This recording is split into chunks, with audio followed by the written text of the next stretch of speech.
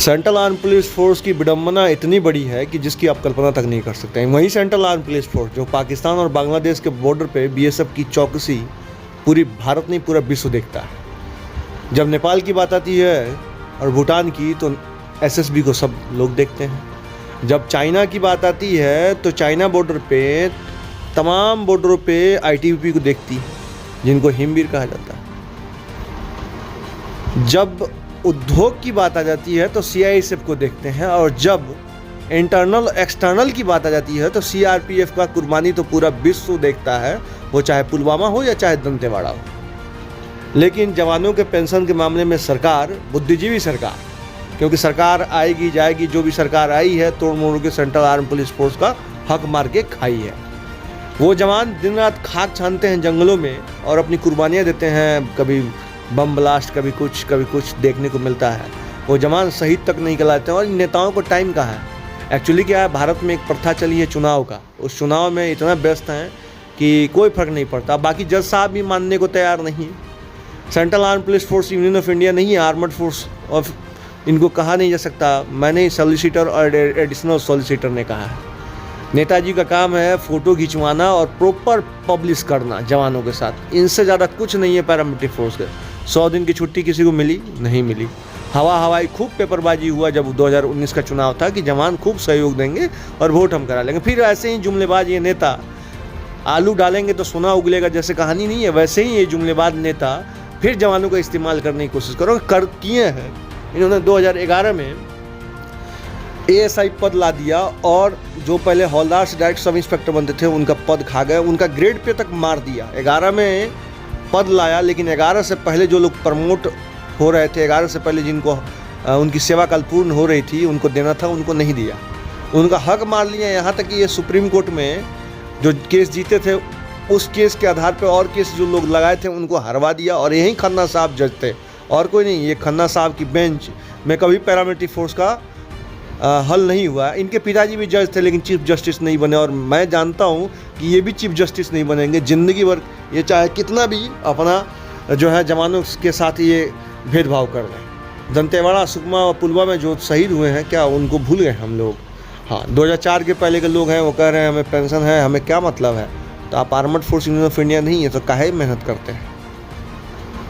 और आप यहाँ आन मान शान की लड़ाई है, सबका सहयोग करना चाहिए।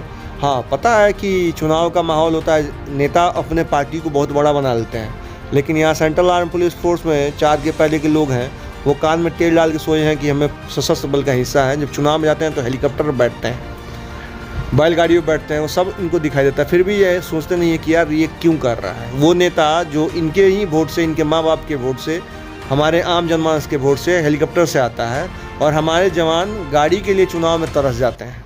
एक्चुअली क्या है कि इस बात को जागरूक करने वाला कोई नहीं था। हाँ, लड़ाई मेरी अकेली की नहीं है, ये तमाम अर्धसैनिक बल के जवान, अधिकारी, अधीनस्थ अधिकारीगणों की लड़ाई है। हाँ, मैं लड़ गया हूँ, 17 से लड़ रहा हूँ, मैं पीछे नहीं हट सकता। बेशक मैं फांसी चढ़ जाऊँ, लेकिन पीछे तो हटने का कोई सवाल ही पैदा नहीं है। मेरा सम्मान है कि मेरे जवान ना आत्महत्या करें, ना नौकरी छोड़ के जाएँ, और उनको तमाम बेहतर सुविधा मिले। अब सुविधा देने के नाम पे चुनाव आयोग के सामने आँख में दिखाई देता है कि ये नेता जो है, राज्य सरकार कैसे बैलगाड़ी पे एसएसबी की ड्यूटी कराती है, और कैसे आईटीबीपी को जो है ठेले पर बैठा के भेजती है चुनाव में।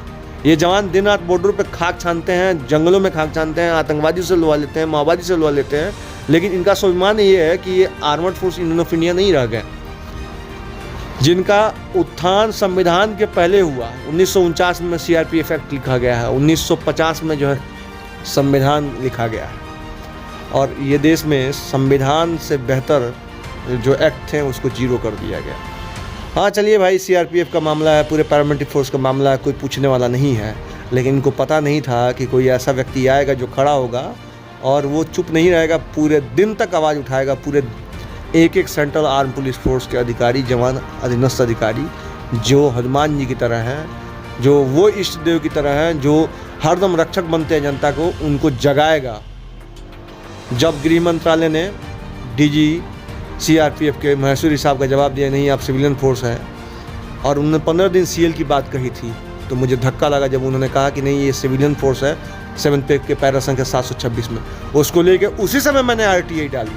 और पूछा, जबकि ये मामला तो डीजी साहब का था, सभी डीजी साहब का, लेकिन हमारे डीजी, सभी डीजी हमारे ही डीजी हैं, उनको स्वाभिमान के लिए मैं लड़ गया। बेशक उसका प्रत्युत्तर जो भी रहा, आज वो लड़ाई माननीय न्यायालय में, आज वहीं सुप्रीम कोर्ट कह रहा है, और इसके पहले भी गृह सचिव साहब के पास जाके पूछा गया था। ऐसा नहीं है कि ये लड़ाई आज से लड़ी जा रही है, ये लड़ाई 17 से लड़ी जा रही है और दमखम के साथ लड़ी जाएगी। जब तक जवानों को अधिकार नहीं मिलेगा तब तक ये लड़ाई जारी रहेगी। बाकी सभी जवानों से कहूँगा, संगठित होइए, ग्रुप बनाइए, ऐड कीजिए और इस ऑडियो को चारों तरफ भेजने का काम करिए। धन्यवाद।